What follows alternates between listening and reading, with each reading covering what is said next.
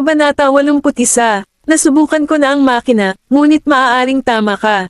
Ayaw mo bang sabihin sa akin kung kaninong buhok ang mga iyon? Labis na naguluhan si Sean. Samantala, natutuwa si Kingsley sa sitwasyon ng doktor. Labis siyang natuwa nang malaman niyang may kapareho siya ng sapatos. How dare you report it to me when you can't even guarantee that the result is tama? Galit na sigaw ni Benjamin at ibinaba agad ang tawag, naiwan si Sean na bigo. Bakit pakiramdam ko ayaw niyang tanggapin ang resulta? Kaninong DNA test ito? Daddy, mag-test tayo sa ibang ospital. This time, bantayan mo hanggang lumabas ang resulta, mungkahi ni Gavin kay Benjamin. Hindi napigilan ni Benjamin ang sarili na durugan ng puso ni Gavin matapos itong tingnan sa mata, kaya pumayag din ito sa huli. With that, nagliwanag ang mga mata ni Gavin. Medyo natahimik si Benjamin. Bakit mo inilantad ang mommy mo? Bigla niyang tanong. Ngumuso si Gavin bilang tugon, sinabing, she's not my mommy. Binubuli niya si Just. Huminto siya sandali at nagpatuloy, bakit hindi ko siya mailantad? Hinawakan ni Gavin ang kanyang ilong, tahimik na umaasang hindi napansin ni Benjamin ang pagkadulas ng kanyang dila. Hindi niya alintana ang pagmamaltrato sa kanya ni Dana, ngunit hindi niya matiis na panoorin si Jasper na binubuli. Biglang kumislap ang mga mata ni Benjamin habang nakatitig sa palso ni Gavin. Walang nunal sa kanyang palso. Tiningnan niya ang mukha ni Gavin, pinagmamasdan ito ng mabuti. Biglang bumilis ang tibok ng puso niya. Itong batang ito ay mukhang medyo iba sa umaga. Siguradong siya si Gavin. Kung gayon, sino ang kasama kong nag-aalmusal kaninang umaga? Daddy, gusto mo pa ba siya? Hindi ko siya gusto. Galit ako sa kanya. Namuho ang galit sa mga mata ni Gavin na parang sumasayaw na apoy.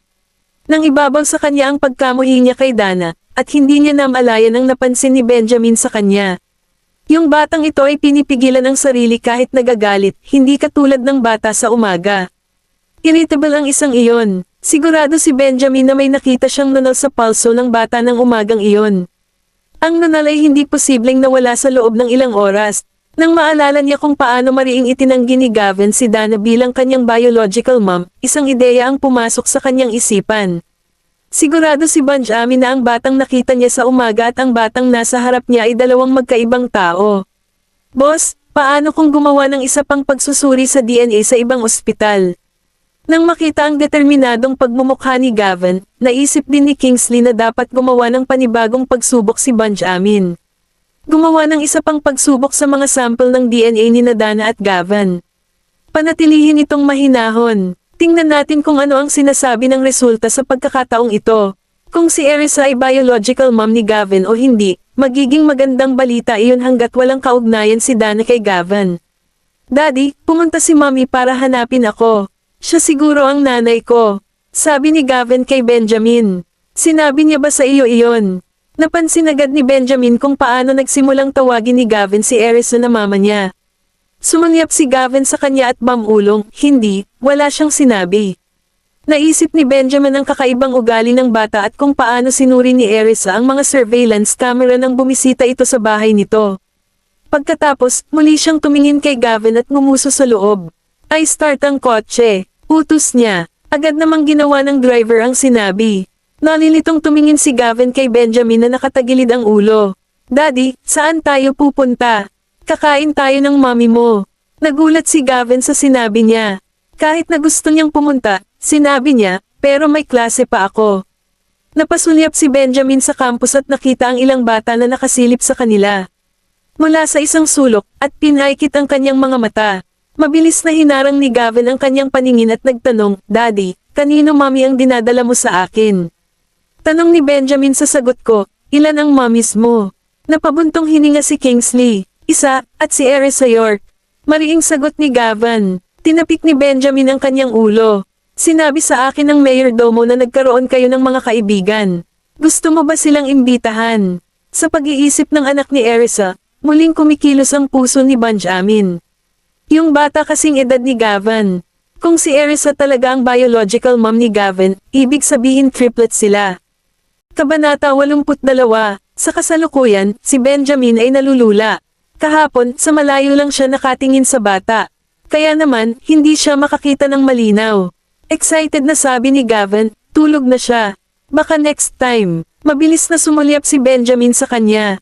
Mukhang masaya ka, Gavin. Sumulyap si Gavin sa ama at masunuring umupo. Ako, pagtingin sa kanya, si Benjamin ay naging nagtatampo. Malaking pagbabago ang mood ni Gavin. Evidently, iba na siya sa dati. Ang tahimik niya noon, pero ngayon ay naging masayahing bata. Nasaksihan ang interaksyon nilang dalawa, natuwa si Kingsley. Boss, wala ka bang ganap na alaala tungkol sa pangyayari? Sigurado ka bang si Dana yon? Tanong ni Kingsley. Napabuntong hininga ang mga lobby ni Benjamin habang sinusubukang alalahanin ang nakaraan. Ang halimuyak ng gabing iyon ay nakaukit sa kaibuturan ng kanyang alaala. Simula noon, hindi na niya ito naramdaman mula kay Dana. Sa kabaligtaran, ang halimuyak ay lumitaw sa Erisa sa halip. Higit pa rito, ang bata. Lahat ng iyon ay hindi nagkataon. Si Erisa ba talaga? Sinadya ba niya o may nag-frame sa kanya? Tsaka paano napunta ang bata kay Dana? Sa sandaling iyon, maraming hula ang pumasok sa isip ni Benjamin. Kinuha niya ang phone niya at dinial ang number ni Ethan. Samantala, si Ethan naman ay kumakain kasama si Erisa at ang iba pa. Nag-uusap ang grupo nang mag-ring ang phone ni Ethan. Nang makita niya ang papasok na tawag ni Benjamin, nagdahilan siya at dumating sa isang tahimik na sulok ng silid upang sagutin ang tawag. Magalang na binati ni Ethan, Mr. Graham. Pumunta sa ospital at imbestigahan ang mga surveillance camera. Suriin kung si Dana o sino mang kakilala niya ay lumitaw kagabi. Utos ni Benjamin. Napatingin si Gavin kay Benjamin. Naniniwala si Daddy sa akin, tama ba? Hindi ito ang tamang oras para makilala ni Daddy si Zachary at ang iba pa. Or else, diretso ko na siyang ihatid sa kanila. This way, malalaman ni Daddy na totoo lahat ng sinabi ko. Hindi na kailangan para sa pag-verify kung iyon ang kaso. Ngayon lang, sumilip si Ethan sa kabilang side ng kwarto. Magsisimula na ang dinner party. Ngayon na, nasaksihan ang mapilit na saloobin ni Benjamin. Umiling si Kingsley nang sumili ang ngiti sa kanyang mukha. Mukhang mamimiss ni Ethan ang party sa pagkakataong ito. Natigilan si Ethan sa labis na kahilingan ni Benjamin, ngunit gayunpaman, wala siyang magawa dahil palaging ang trabaho ang kanyang pangunahing prioridad. Ibig sabihin ba nito ay hindi nagtiwala si Mr. Graham sa resulta? Pagkatapos ay lumingon siya para sumulyap kay Erisa. Hindi ba maganda kung si Miss York ang biological na ina ni Gavin? Miss York, may trabaho si Mr. Graham na dapat kong gawin. Kailangan kong umalis ngayon. Napansin ni Erisa ang kanyang pagkabalisa. Nagtanong si Erisa, bakit hindi ka umalis pagkatapos kumain? Ito ay isang kagyat na bagay. Pagkatapos mag-sorry sa lahat, biglang lumabas ng kwarto si Ethan. Miss York, simulan na natin. Mabuti na lang at hindi kami hinirang ni Mr. Graham para sa trabaho. Kung hindi, masasayang ang pagkain. Huwag kang masyadong excited. Dapat nating kainin at tapusin ito sa lalong madaling panahon dahil maaari tayong tawagin sa trabaho anumang oras. Tama na, maghukay tayo. Napansin ni Erisa na medyo nakakatawa ang mga reklamo ng mga empleyado. Na may ngiti sa kanyang mukha nagtanong siya, madalas ka bang tawagan pabalik sa huling minuto? Hindi madalas, ngunit nangyayari ito. Hindi nagtagal ay nagsimula na silang magtsismisan tungkol sa kani-kanilang departamento habang nagsasaya sa kanilang masasarap na pagkain. Si Dana ay isang hindi makatao na tao. Paano niya nagagawang pretuhin ng ganoon ang isang bata? Not to mention, anak ni Mr. Graham ang batang iyon. Bagaman anak, siya ni Mr. Graham, walang pakialam si Mr. Graham sa bata. Kung hindi, pinakasalan niya si Dana. Lalong tumindi ang mga chismis sa mesa katabi ni Erisa. Nakapikit, lumingon siya at nakitang nagkukumpulan ang mga empleyado, nakatingin sa isang bagay. Napatunayan na totoo ang video na ito, ngunit itinanggi ito ng mga mangmang na tagahanga at patuloy na sumusuporta kay Dana. Talagang speechless ako, baka hindi totoo ang mga fans. Malamang na kumuha sila ng ilang ghostwriters bilang bahagi ng kanilang publicity scheme. Totoo naman, ito ay karaniwan sa industriya ng entertainment. Anuman, si Dana ang unang taong inakusahan ng mga ganoong bagay. Nilabas ni Erisa ang phone niya at nag-login sa Twitter. Ang trending na headline ay agad na nakakuha ng kanyang mata. May mga larawan ng mga pinsala ni Gavin mula sa pagmamaltrato, kasama ang video. Sa sandaling iyon, bumuhos sa kanya ang galit at puot. Dana Adams, ang masamang asong iyon. Miss York, Miss York, tinawag siya ng isa niyang kasamahan matapos mapansin ang kakaiba niyang ekspresyon. Pagbalik sa kanyang katinoan, nag-apologetic smile si Erisa. Okay ka lang, Miss York? Ayos lang ako, pasensya na po. Kailangan kong pumunta sa restroom. Magpatuloy at mag-order ng kahit anong gusto mo. Sagot ni Erisa. Pagkasabi niya nun ay tumayo na siya at lumabas ng kwarto. Then, she dialed Gavin's number on her way to the restroom. Kabanata 83. Nang lumabas ang caller ID ni Erisa sa telepono ni Gavin, natarante siya sa tuwa. Tumawag si Mommy. Nang marinig iyon, nagliwanag ang mga mata ni Benjamin. Lumingon siya para makita ang batang tuwang-tuwa na itinaas ang telepono at napansin ang caller ID na nag-flash sa screen. Nagmamadaling kinuha ni Gavin ang telepono at sumigaw sa tuwa, "Mommy!" Napaluha si Erisa nang marinig ang boses nito. Tumalikod siya para panasan ang mga mata niyang puno ng luha. She tried her best to conceal her emotions para maiwasan ni Gavin na makapansin ng kakaiba. "Sweetheart, ano ang ginagawa mo ngayon? Iniistorbo ka ba ni Mommy habang nasa kalagitnaan ka?" Nag-aalala si Erisa na baka makita ni Gavin ang balita online at malungkot siya. "Nasa school ako, Mommy." Parehong nagulat si Benjamin at Kingsley kay Gavin, na pagtantong nagsisinungaling ang huli.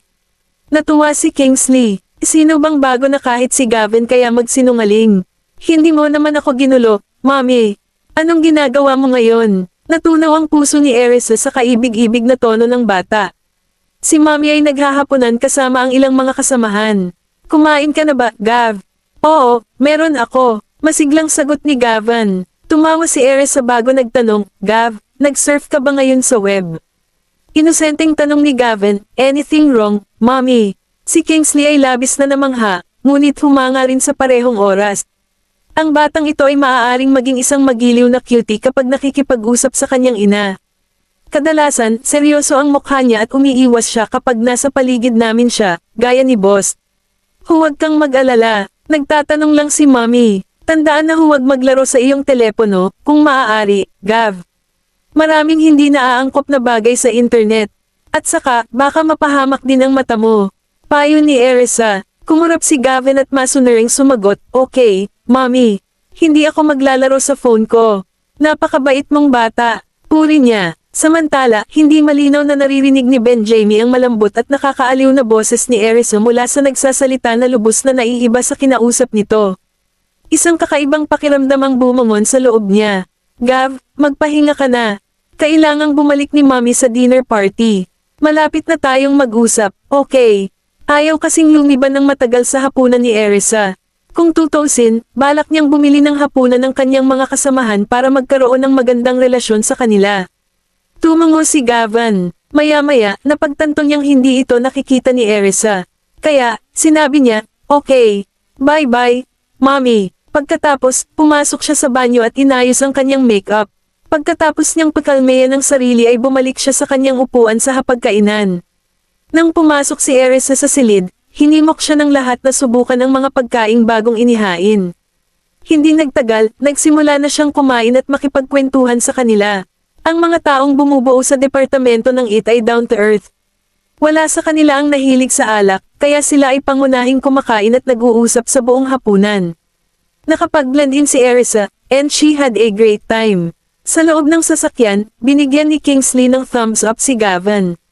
"Wow, natuto kang magsinungaling, Gavin." Hindi siya maniniwala na magsisinungaling si Gavin kung hindi nito nasasaksihan ang sarili niya.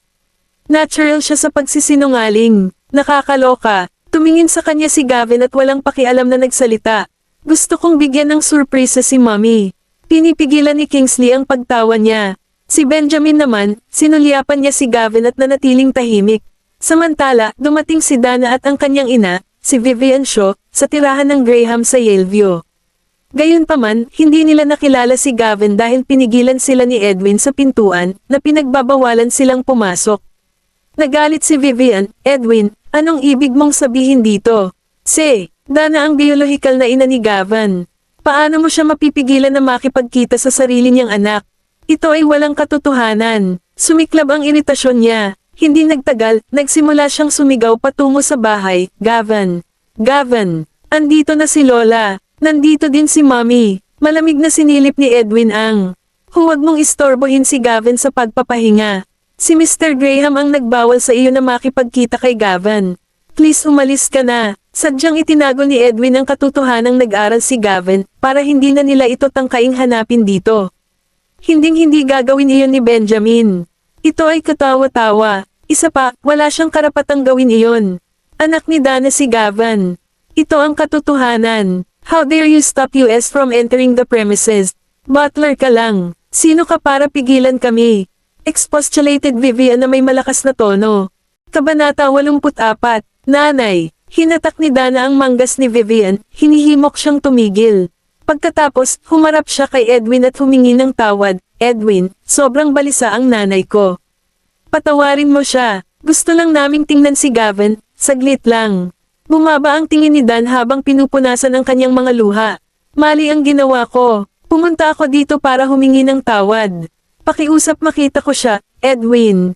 Nang muli siyang tumangala, ang kanyang mga mata ay punong-puno ng luha. Mukhang lubhang nakakaawa. Maniniwala sana si Edwin sa kanya kung hindi niya nasaksihan ang kalupitan niya noon.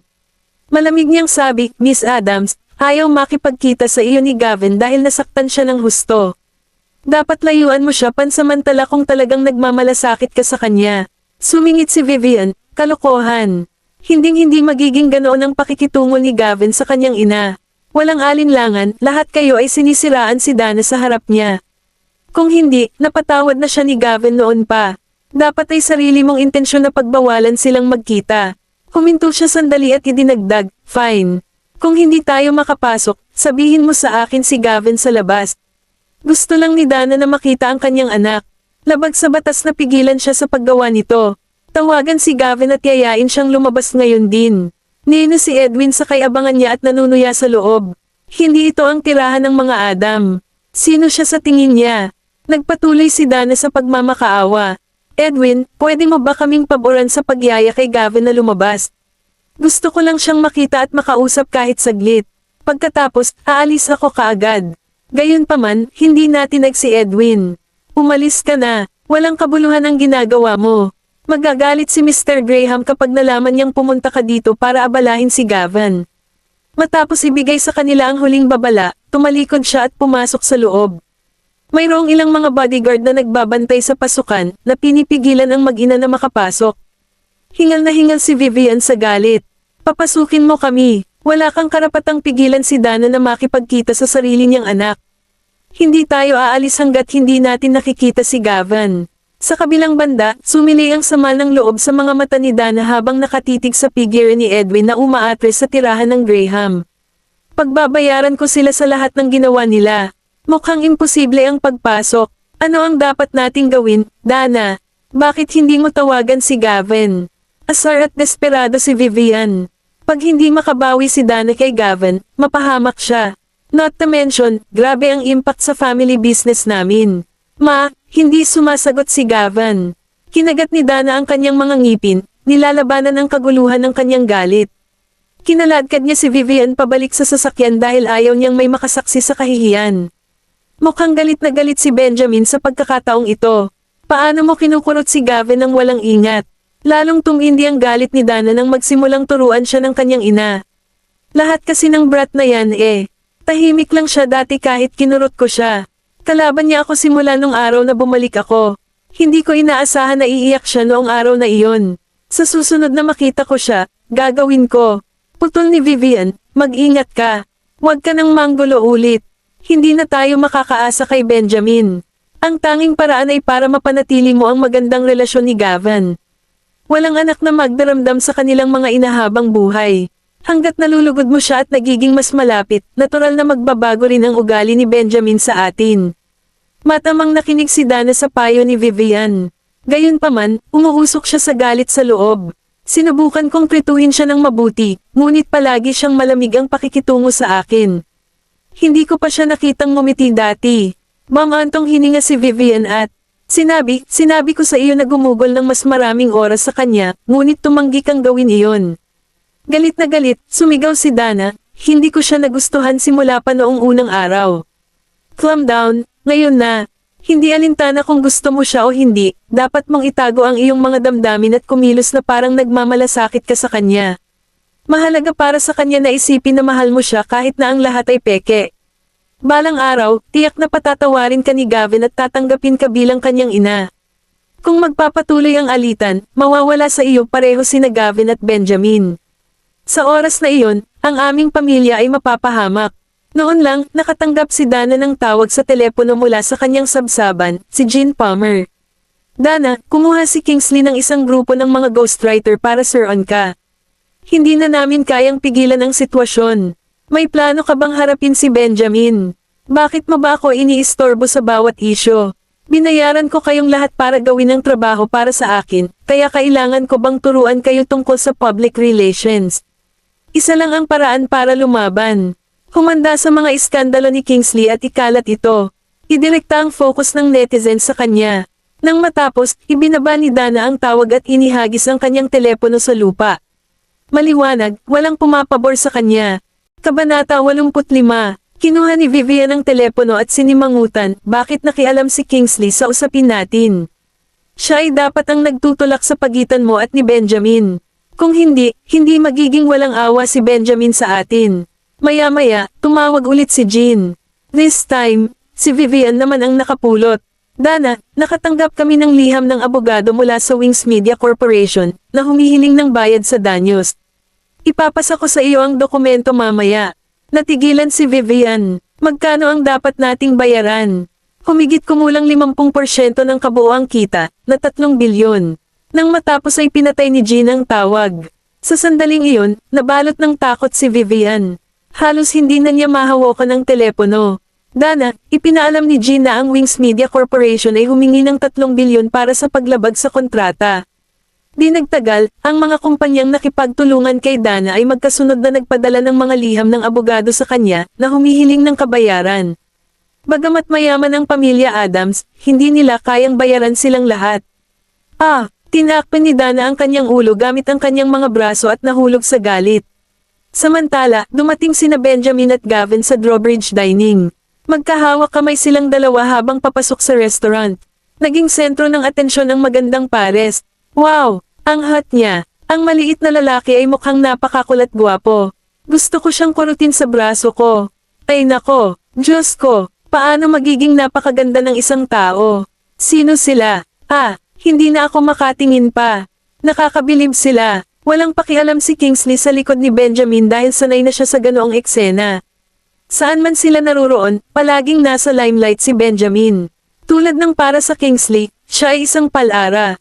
Kahit na sa pananaw ng isang lalaki, si Benjamin ay walang alinlangan na isang kaakit-akit at makapangyarihang tao. Siya ay isinilang upang maging katangi tangi. Sa kasalukuyan, sumulyap si Benjamin sa kabuuan ng restaurant. Sinuri rin ni Gavin ang silid, sinusubukang hanapin si Erisa. Paano kayang ipanganak ng isang tao ang gayong kapansin-pansing bata? Gusto ko talaga siyang halikan. Pagkatapos ng lahat, ang ama ay hindi kapani-paniwalang napakaganda. Si Mr. Watts ba yun? Mukhang kasama siya. Ang lalaki ay dapat na isang mahalagang tao. Sa kabilang banda, napansin ni Erisa ang biglang pagkagulo sa restaurant. Habang nakatingin siya sa entrance, nakasalubong ng mga mata niya si Benjamin. Sa pagkakataong iyon, bumilis ang tibok ng puso niya. Nandito rin ba si Benjamin para tanghalian? Magalang siyang tumango para batiin siya. Pagkatapos ng lahat, siya ang kanyang amo. Maraming halaman sa loob ng restaurant. Kaya naman, hindi makita ni Erisa si Gavin, na nakablock ang piggyret. Napalingon siya kaagad nang makita niya si Kingsley, na nakatayo sa likuran ni Benjamin. Napansin din ng mga empleyado ng IT department ang kanilang pagdating. Tila, bahagyang natakot sila kay Benjamin, at lahat sila ay mabilis na ibinaba ang kanilang mga ulo pagkatapos tumungo ng magalang sa kanya.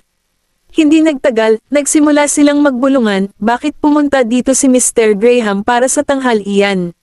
Hindi biro ang pressure. Hindi ba niya tinawagan si Mr. Frank pabalik sa opisina para sa isang mahalagang bagay? Sa kabaligtaran, natuwa si Erisa sa kanilang mga reaksyon. Gayunpaman, napawi ang ngiti niya nang maramdaman niyang naglalakad si Benjamin palapit sa kanya. Sa kabila ng malakas na aura na nagmumula sa kanya, nagpatuloy siya sa pagkain at nagpanggap na walang nangyari. Biglang umalangaw-ngaw ang isang cute at malaanghel na boses na sinundan ng tunog ng papalapit na mga yabag. Mommy, nalaglag ang meatball mula sa tinidor at papunta sa plato.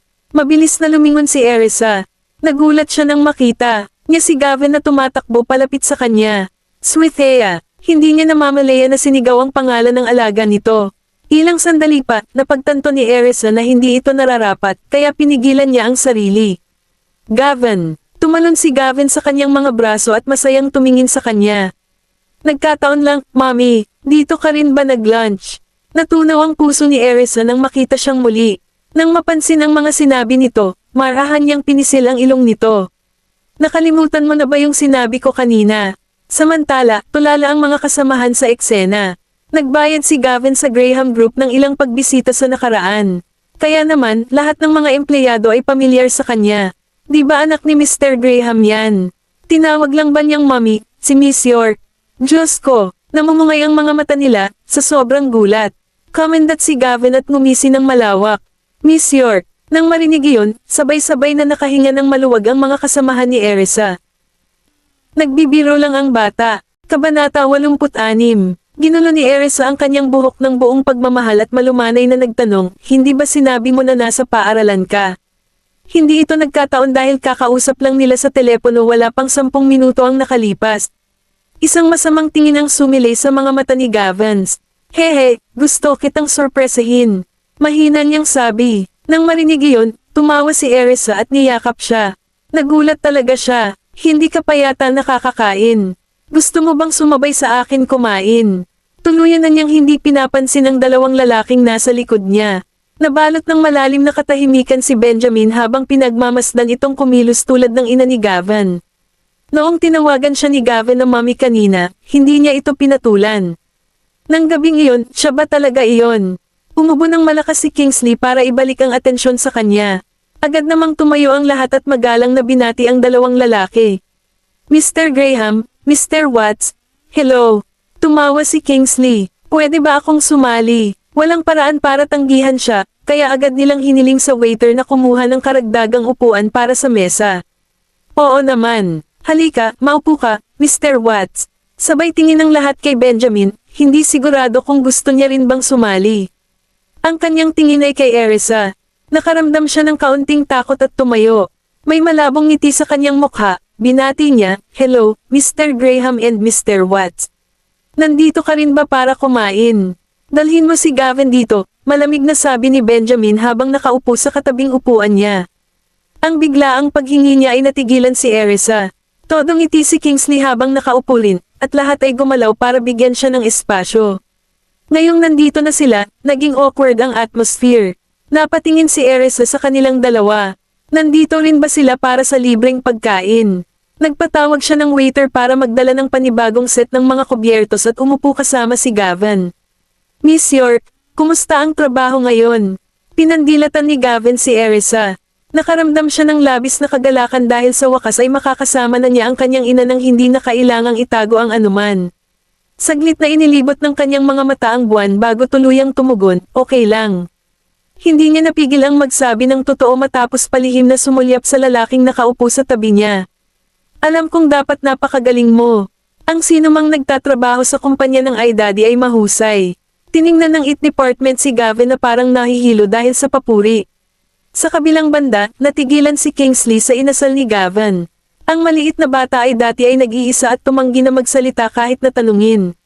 Ngunit ngayon, naging ibang-iba na siya matapos makilala si Erisa, at habang tinitignan niya ang mga ito, mas napagtanto niyang magkahawig sila sa hitsura. Hoy! Maganda. Napangiti ng mapait si Kingsley habang tinatawag siya. Dumilim ang mukha ni Benjamin habang nakatitig kay Kingsley. Hindi pinansin ng huli ang nanlilisik na lalaki, na natiling nakatingin kay Erisa. Mr. Watts, maaari mo akong tawagin sa aking pangalan, awkward niyang sabi. Medyo nahiya siya nang tawagin siya nitong, maganda. Erisa, sinubukan muli ni Kingsley, sinadyang gumamit ng honeyed na tono ng boses. Napalunok si Erisa ng hindi komportable. Mabuti kung magkaibigan sila, gayunpaman, halos hindi nila kilala ang isa't isa. Sa pagtanggi na sumuko, sinubukan ni Kingsley ang isa pang palayaw. Natigilan si Erisa, biglang naging malamig at tahimik ang kapaligiran sa silid. Walang nang ahas gumawa ng ingay. Dahan-daang ibinaling ni Erisa ang kanyang tingin kay Benjamin, napansin niyang nakatingin ang lalaki kay Kingsley habang nag-aapoy ang galit sa mga mata nito. Scrum kung patuloy kang maglalako. Sinulyapan siya ni Kingsley. Nang makita niya ang ekspresyon ni Benjamin, tuwang-tuwa siya. Ha ha ha. Mukhang espesyal talaga si Erisa kay boss. Nagawa pa niyang makasama si Gavin nang walang nakakaalam ng totoo. Miss York, bakit ang tagal niyong nagtanghal iyan? Napukaw ang atensyon ni Erisa sa tanong ni Gavin. Bumaba ang tingin nito sa kanya at tinapik ang ulo nito. 12 kami nakaalis sa trabaho at pumunta agad dito. Hindi naman ganoon ka-late. Halika, maghukay tayo. Kabanata 87. Nagsandok ng pagkain sa lugar ni Gavin, sinabi niya sa iba, tulungan ninyo ang inyong sarili, lahat. Ngumiti sila at magalang na tumungo bago ibinaling ang tingin kay Benjamin. Nanlilisik ang mga mata niya sa kanila. Kain na tayo. Sinaman siya ng tingin ni Erisa. Wow! Sa paraan ng pagsasalita niya, akalain ng isa na siya ang nagbabayad ng tanghalian. Nasarapan na si Kingsley sa kanyang pagkain. Hukain, lahat. Nagugutom na ako. With that, naging lively ulit ang atmosphere. Habang kumakain siya, napatingin si Benjamin sa gilid upang makita si Erisa na pinapakain si Gavin ng napakamalumanay, at halos sisabog sa tuwa ang batang lalaki.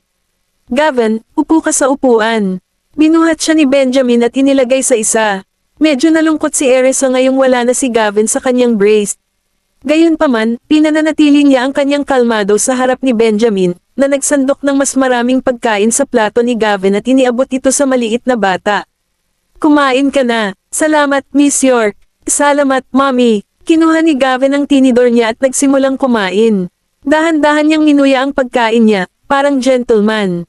Titig na titig si Erisa sa kanya. Para siyang nakatingin kay Jasper. Bakit ba lagi ko nalang nararamdaman? Nung nakita ko si Gavin kahapon, akala ko siya si Jasper. Ganon din ang nararamdaman ko ngayon. Iniangat niya ang kanyang pandinig at hindi sinasadyang nakipag-eye contact sa isang pares ng maitim na mata. Agad namang umiwas ng tingin si Erisa. Nang makitang nakatitig pa rin si Benjamin sa kanya, awkward niyang tumikim. Mr. Graham, hindi ka ba kakain? Sa wakas ay inalis niya ang mga mata sa kanya at nagsimulang kumain, ang kanyang mga galaw ay maganda. Napatingin si Erisa sa kanya. Palagi siyang kakaibang kumikilos, marahil ito ay ang kanyang kahangahangang aura, ngunit hindi niya magawang kumain ng comfortable. Masarap ang ulam na ito, Miss York, sabi ni Gavin habang naglalagay ng meatball sa kanyang plato. Tumango si Erisa sa kanya. Ginulo niya ang buhok nito at malumanay na sinabi, salamat. Sa sandaling iyon, nagsimula ng isang pag-uusap si Kingsley. Erisa, nasaan ka bago ka nagsimulang magtrabaho dito? Hindi pa kita nakikita dati. Nasa ibang bansa ako at kakabalik ko lang. Tumango siya. So, nagtatrabaho ka sa IT?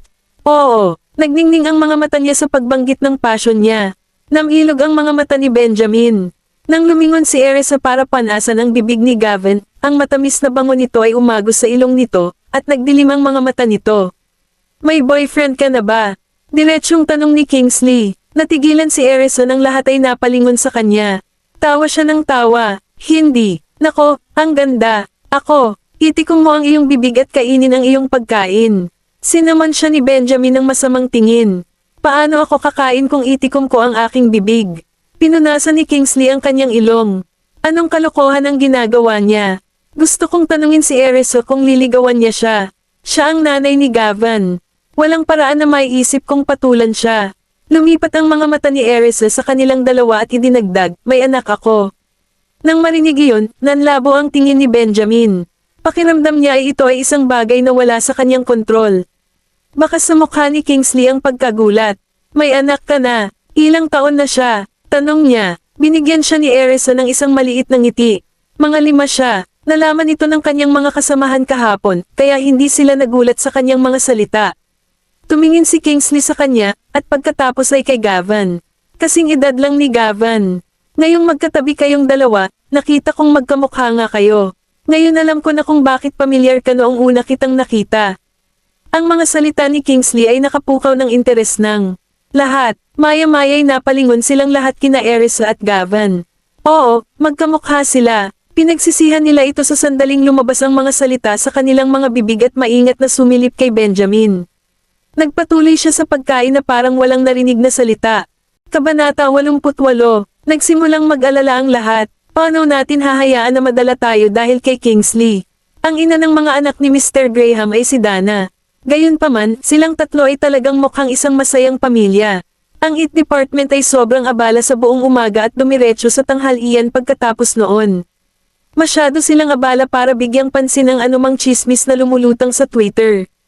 Papatayin ba tayo ni Mr. Graham kung sasabihin nating kamukha ni Gavin si Miss York? May biglang nagpalit ng tono. Hindi sila magkamukha sa akin. Kamukhang kamukha ni Gavin si Mr. Graham. Oo, para kang nakatingin sa kambal.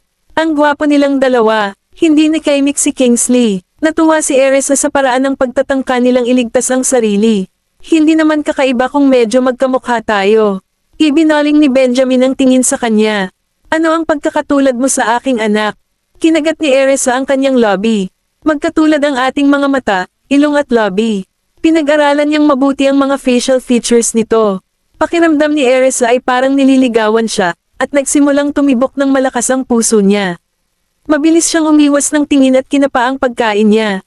Dama po ang mga mata ni Benjamin kay Gavin. Ang kanilang side profile ay medyo magkatulad. Sa tingin ko magkamukha din tayo.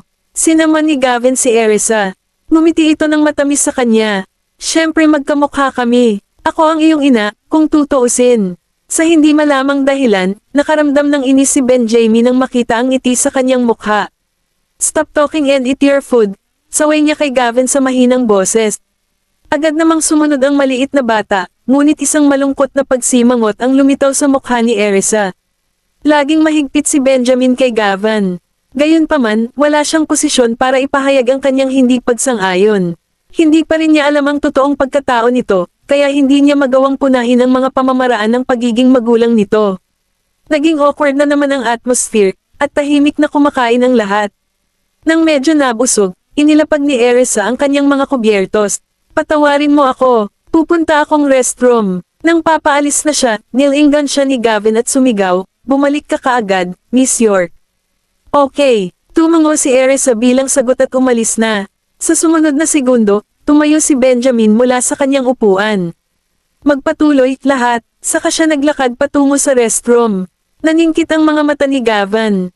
Umangat ang sulok ng lobby ni Kingsley habang pinagmamasdan si Benjamin na sinusundan si Erisa. Hindi siya makapaghintay. Ang lahat sa departamento ng IT ay malamang na nag-iisip ng parehong bagay. Gayunpaman, hindi sila nang ahas na magchismis tungkol kay Benjamin. Sinusubukang mag-udyok ng ilang chismis, si Kingsley ay ngumiti ng pilyo sa kanila. Sa tingin mo ba may something sa kanila? Agad naman silang umiling. Hindi, ngumisi siya. Relax, hindi ko sasabihin sa inyo. Mangyaring huwag mag-atubiling sabihin ang iyong isip. Hindi sila nakaimik, nasa kwarto pa rin si Gavin. Kaya naman, nadama ng lahat na hindi nararapat na magchismis sa harap ng isang bata. Pagkatapos gumamit ng restroom, may nabunggo si Erisa. Pasensya na, inangat niya ang kanyang ulo at isang pamilyar na mukha ang bumungad sa kanya, dahilan para manigas ang kanyang katawan. Ginoong Graham, tumingin si Benjamin sa kanya habang nagsasalita ito sa mahinang boses. Mukhang may gusto ka sa anak ko. Nakapatong ang kamay nito sa bewang niya habang nakatitig ito sa kanya ng hindi kumukurap. Lalong tumindi ang kanyang bango. Halos nakakalasing ito. Namula si Erisa habang sila ay nasa medyo intimate na posisyon. Tinulak niya ito at mabilis na gumawa ng ilang distansya sa pagitan nila. Ang cute niya. Paanong hindi ko siya magugustuhan? Pinaikit ni Benjamin ang kanyang mga mata at humakbang palapit sa kanya. Napalunok si Erisa, napaatras. Hindi nagtagal, tumama ang likod niya sa malamig na pader. Ipinatong ni Benjamin ang isang kamay sa dingding sa tabi ng kanyang pisngi at tumingin sa kanya ng may pagkukunwari. Kitang-kita niya ang pinong buhok nito sa mukha mula sa anggulong ito. Kung tumingin siya sa ibaba, makikita pa niya. Kabanata 89, nakakalasing ang pabango nitong pambabae, at may nag-aapoy sa mata nito. Ang kanyang matinding pheromones ay sumalakay sa kanyang espasyo, halos hindi na siya makahinga. Ito ay masyadong intimate. Hindi ako makapaniwalang sinandal niya ako sa pader. Nang makipag-eye contact si Erisa sa kanya, halos makita niya ang mapusok na apoy na naglalagablab sa loob nila. Natarante, tinulak siya nito palayo. Mr. Graham, hindi naaangkop ang iyong pag-uugali. Isang malabong pakiramdam ang bumungon sa puso ni Benjamin nang makita ang nanginginig nitong mga pilikmata. Yumuko siya at inilapit ang ilong sa leeg niya, gustong maamoy muli ang kanyang matamis na amoy. Naningkit ang mga mata, huminga ng malalim si Benjamin. Ano naman ang ugali ko? Mababa at mapang-akit ang boses niya. Ramdam ni Erisa ang mainit nitong hininga sa kanyang leeg. Bahagya itong nakikiliti, nagpapadala ng mga kiliti sa kanyang gulugad. Hindi mapigilan ang tibok ng kanyang puso habang namumula ang kanyang tenga. Damn it, napaka-sexy niya, walang paraan na mapaglabanan ko siya. Pinilit ni Erisa na pakalmayan ang sarili. Mr. Graham, mangyaring huwag gawin ito. Mali ang pagkakaintindi ng fiancé mo kapag nakita niya tayong ganito, malamig na saway nito sa kanya. Sumimangot siya ng malalim matapos banggitin si Dana, hindi napigilan ang galit. Nang marinig iyon, nanigas si Benjamin. Lumingon siya sa gilid at binigyan siya ng matalim na titig. Napataas ang kilay niya nang makita ang ekspresyon nito. Bagamat medyo umayos na ang lalaki, hindi pa rin nakaligtas sa pagkakahawak si Erisa. Ganyan ka na ba galit sa kanya? Walang pakialam na tanong niya. Panguhuyam ni Erisa habang nakatitig sa kanya. Dahil ginawa mo ito ay hindi nangangahulog ang gagawin ng lahat. Kumunat ang noo ni Benjamin. Bahagya siyang nakaramdam ng inis sa malamig na ugali nito. Dahil lang itinaboy ka niya. Hindi lang iyon. Malamig na tumawa si Erisa. Maingat na sinusuri ang emosyon ni Benjamin. Ang mga lalaki ay hindi maintindihan, talaga. Parang hindi man lang siya nag-react. Ipinagpatuloy niya ang kanyang mga pagtatangka na guluhin siya. Paano magiging celebrity ang isang tulad niya na malikot? Siya ay masama at immoral. Inosente lang ang babaeng iyon. Paano siya malikot? Halos tumagos ang matalim nitong titig sa kanya. Napatingin sa kanya si Erisa na medyo nagulat. Parang curious lang siya sa sasabihin nito. Hindi kaya niya talaga gusto si Dana. Mr. Graham, sa tingin mo ba ay hindi masyadong bagay na tanungin mo ako tungkol sa pagkatao ng iyong asawa? Bitawan mo ba ako kung magsalita ako ng masama tungkol sa kanya? Isang malamig na ngiti ang sumilay sa mukha ni Benjamin habang binibigkas niya ang, meron ka na. Natigilan si Erisa. Okay, kung ganoon. Anong gusto mo? Tinitigan siya nito at sa mga mata nito. Sa pagkakataong ito, hindi na siya umiwas ng tingin. Mariing hinawakan ni Benjamin ang kanyang tingin. Ilang anak mo? Natigilan si Erisa sa tanong nito. Isa, bakit mo natanong? Hindi niya alam kung ano ang intensyon nito, kaya hindi niya maihayag sa kanya ang katotohanan. Nanliit ang mga mata nito, at ang kamay ay tumaas para haplasan ang buhok nito. Erisa York, bumilis ang tibok ng puso niya. Hindi maipaliwanag na kinakabahan siya sa paraan ng pagsabi niya sa pangalan niya. Para bang alam niya ang lahat. Magaling kang sinungaling. Mataman siyang tinitigan ni Benjamin. Sa tingin ba niya ay kaya niyang lokohin ang lahat? Ako lang ang nakakaalam na marami siyang anak. Bumulwak ang galit sa loob niya. Wala pa rin siyang ebidensyang magpapatunay na siya ang nanay ni Gavin. Gayunpaman, mayroong ilang mga pahiwatig na nagpapahiwatig na siya ay may kaugnayan sa kanila sa ilang paraan. Malakas ang kabog ng puso ni Erisa. Gayunpaman, pinanatili niya ang ngiti sa kanyang mukha. Pwede ka bang maging mas tiyak, Mr. Graham? Hindi ko maintindihan. Ano ba ang pinagsinungalingan ko? Malamig na bamantong hininga si Benjamin at pinaikot-ikot ang isang lock ng kanyang buhok sa kanyang mga daliri. Umayos siya ng upo, inilagay ang mga kamay sa bulsa, at tinitigan siya. Mas mabuting hindi ka nagsisinungaling. Bumilis ang tibok ng puso ni Erisa nang marinig ang banta nito.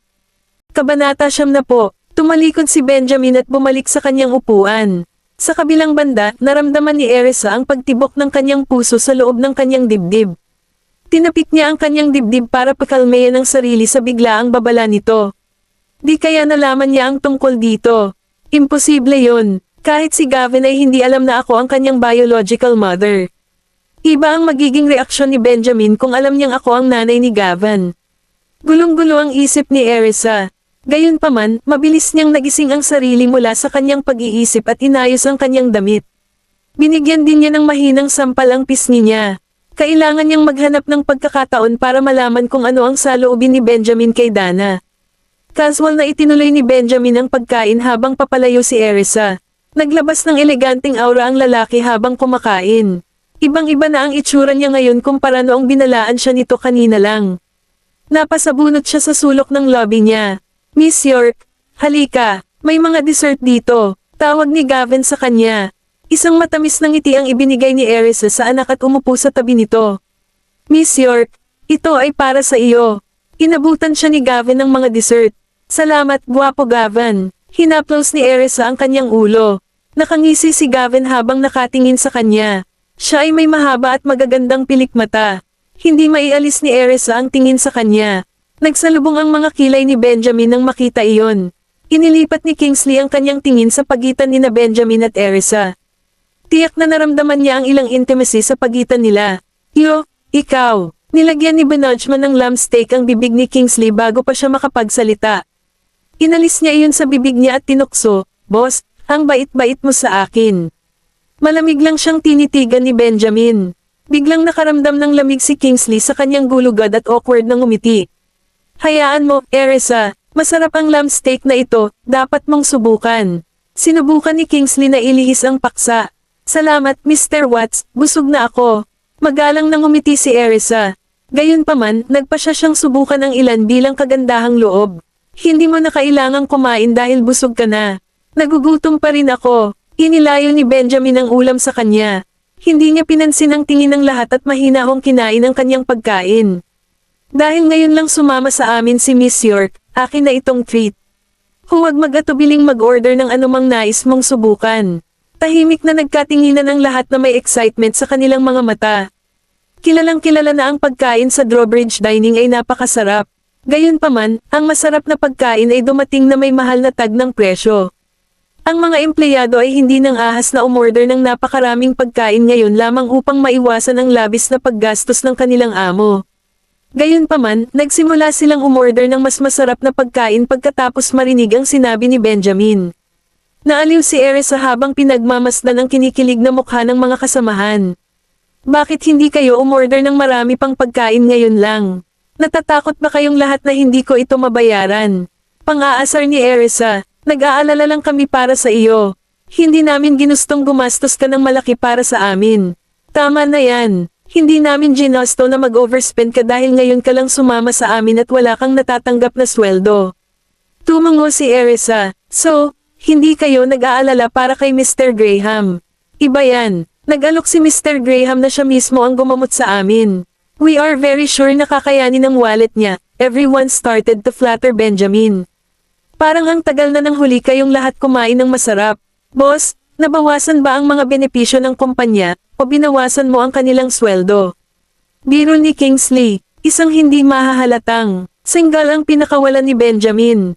Hindi niya sinagot si Kingsley. Miss York, gusto mo ba ng apple juice? It is pretty nourishing, tanong ng isang kasamahan kay Erisa. Oo, pakiusap. Tumango si Erisa. Sumulyap si Benjamin sa kanila. Nagdilim ang ekspresyon ng mukha niya nang makitang masayang nakikipagkwentuhan si Erisa sa mga technician mula sa IT department.